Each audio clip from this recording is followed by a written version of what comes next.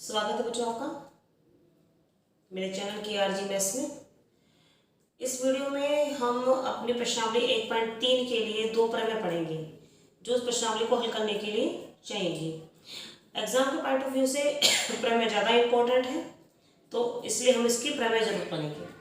तो पहली जो प्रमेय है वो क्या कहती है कि मान लीजिए p को एक अभाज्य संख्या है, p है ये कोई एक अभाज्य संख्या है, ठीक है।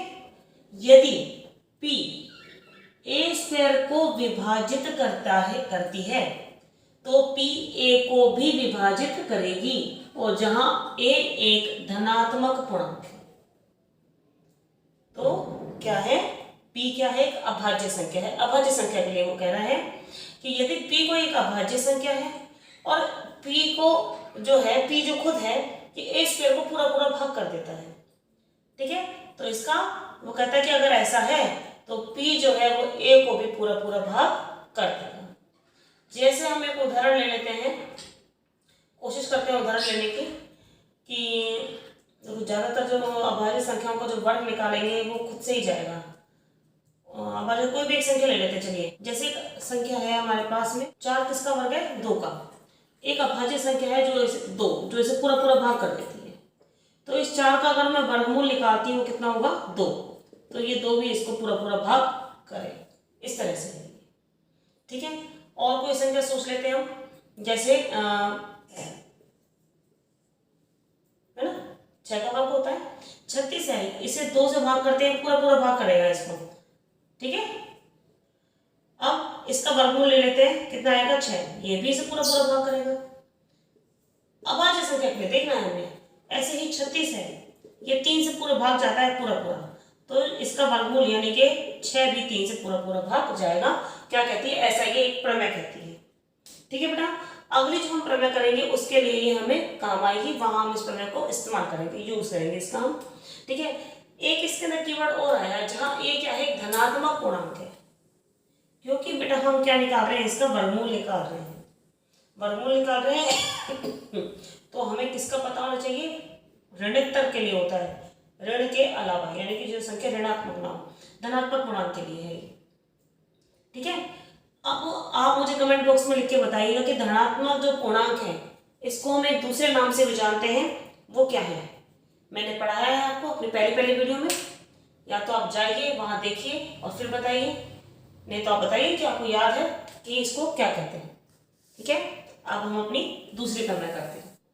चलिए बेटा, क्वेश्चन नंबर 2 करते हैं, ठीक है। एक प्रमेय है, सिद्ध कीजिए कि वर्गमूल अपरमेय संख्या है। एग्जाम के पॉइंट ऑफ व्यू से बहुत ही इंपॉर्टेंट प्रश्न हम लेंगे, ठीक है। क्वेश्चन बहुत इंपॉर्टेंट है, प्रमाण देंगे। तो सबसे पहले हम मान के चलते हैं अपरमेय संख्या है। अपरमेय संख्याएं कौन सी होती है, लिखिए कमेंट बॉक्स में। और अगर आपको नहीं पता है तो आप मेरा पहला वीडियो वास्तविक संख्याओं का परिचय जाकर देखिए। ये टर्म्स बेटा आपको बहुत क्लियर होने चाहिए, आगे क्वेश्चन किसी भी तरीके से आता है आपको समझने में उतना ही कम समय में लगता है, और साथ ही आपको करने में आसानी भी हो जाती है उससे, ठीक है। तो सबसे पहले हम मान लेते हैं कि माना वर्गमूल 2 एक परिमेय संख्या है।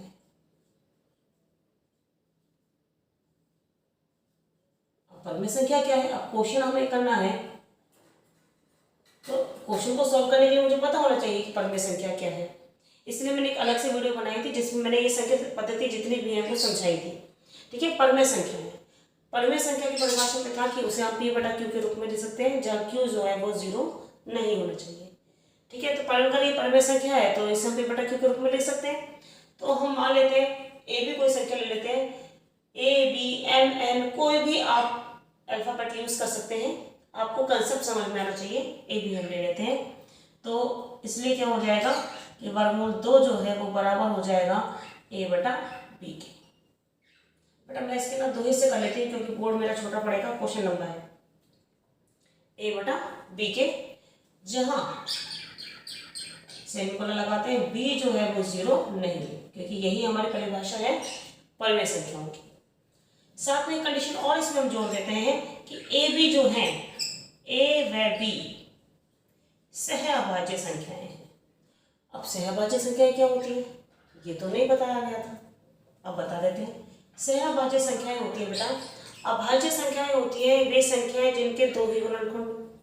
तो सहअभाज्य संख्याएं होती हैं बेटा वे संख्याएं, मतलब कम से कम दो संख्याएं होंगी, वे संख्याएं जिनके अंदर कोई भी कॉमन गुणनखंड ना हो।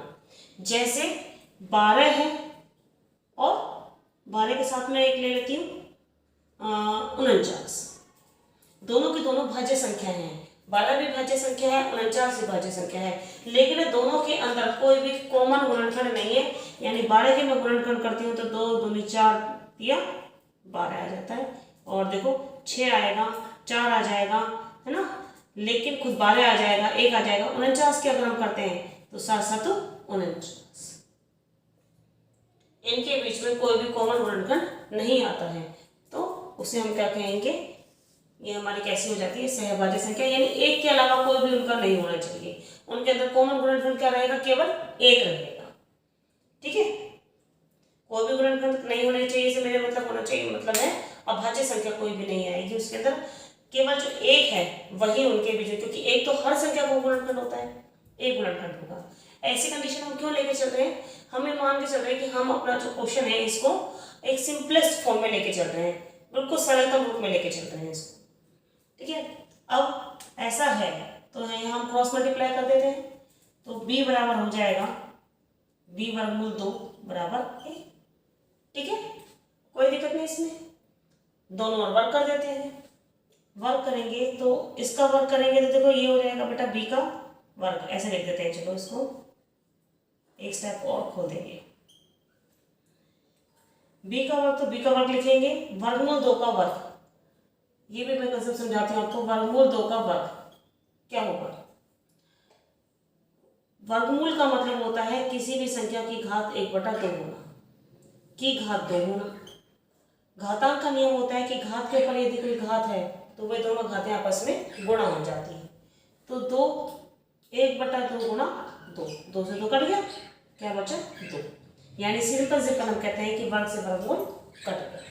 ठीक है, रीजन उसका ये रहता है, तो हमारे पास 2 हो जाएगा, यानी वर्गमूल का निशान उस पर से हट जाएगा।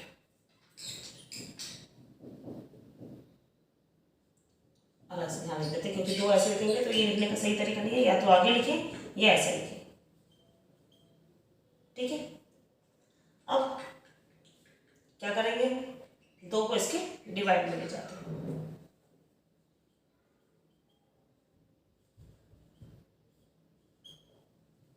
ठीक, अब यहाँ हम पकड़ते हैं हमारी से पहले वाली जो अभी हम प्रमेय पढ़ के चुके हैं। क्या पढ़ा हमने कि 2 जो है ए स्क्वायर को विभाजित करती है, तो इसका मतलब 2 जो है वो ए को विभाजित करेगी।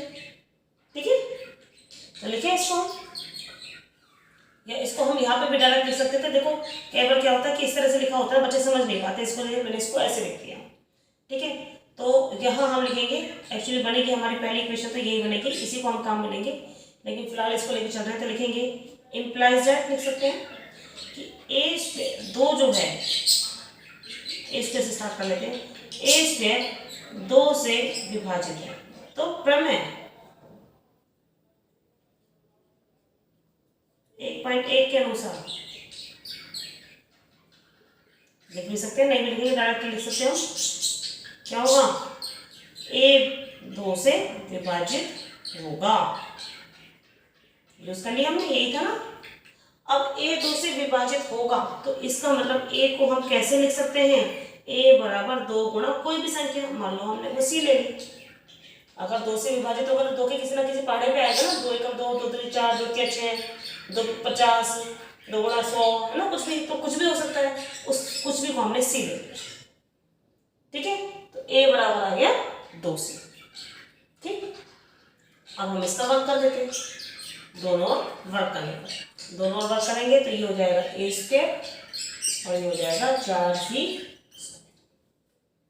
ठीक है, अब ए स्क्वायर ये हो गया, 4c स्क्वायर ये हो गया, ये भी ए स्क्वायर के बराबर में है, ये भी ए स्क्वायर के बराबर में है, तो दोनों इक्वेशन को इक्वेट कर सकते हैं।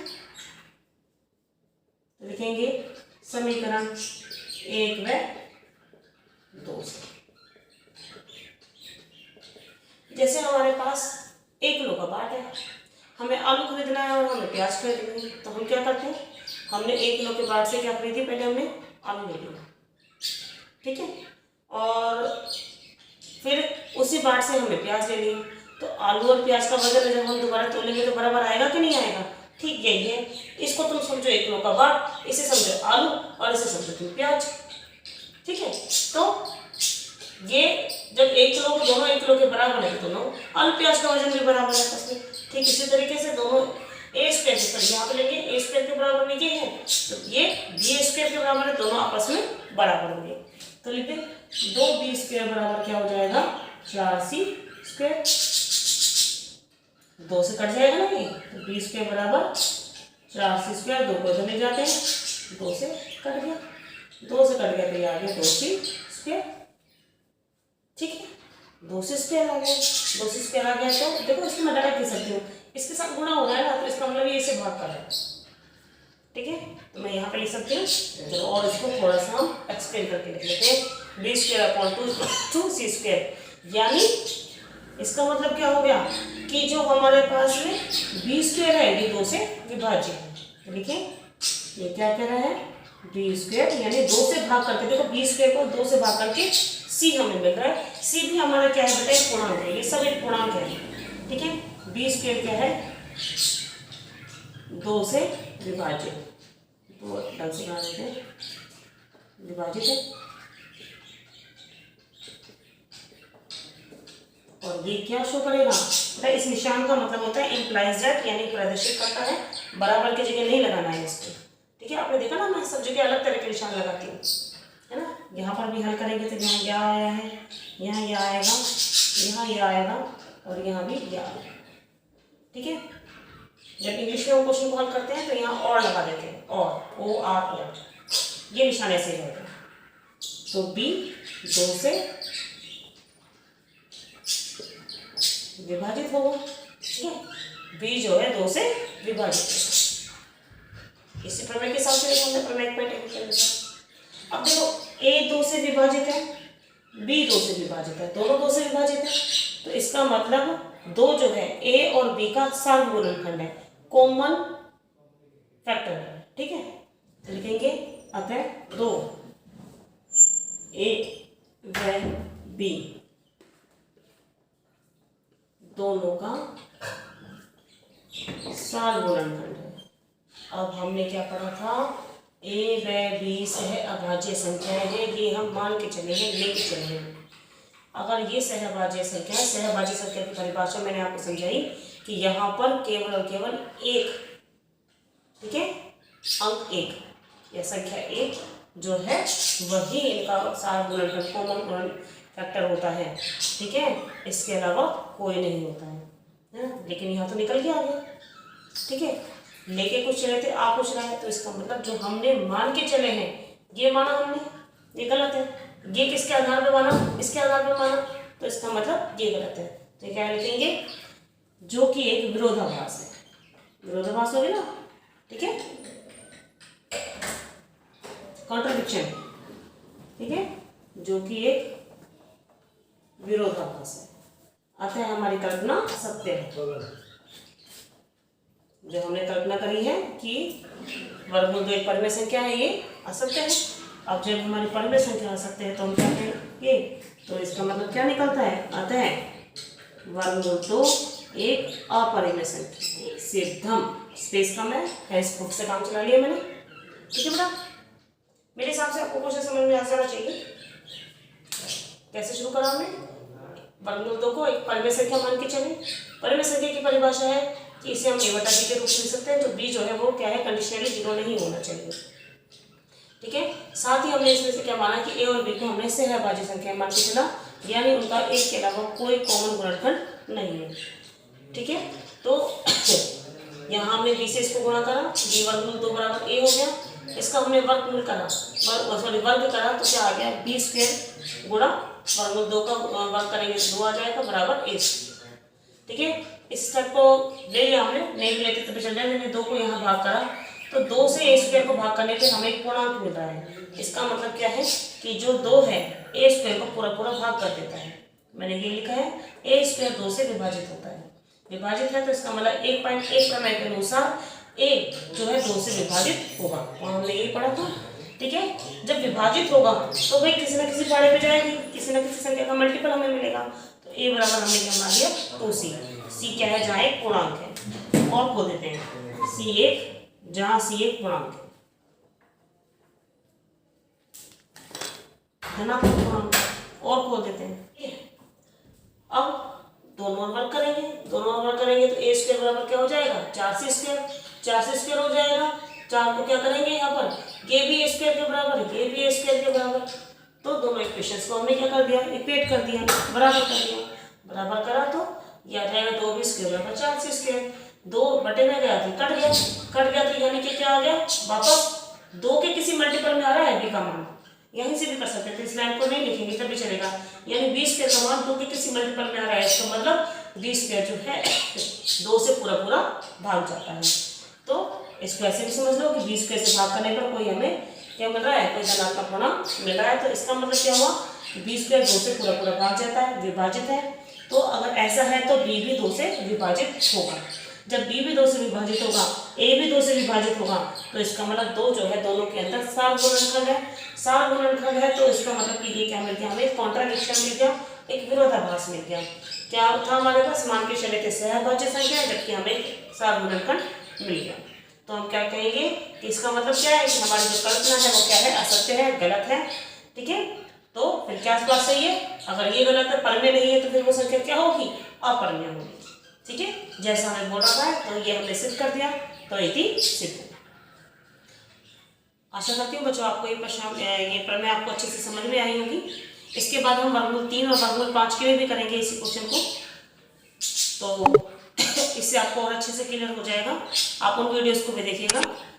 मेरे चैनल जो है KRG मैथ्स को आप सब्सक्राइब करें, लाइक करें और शेयर करें।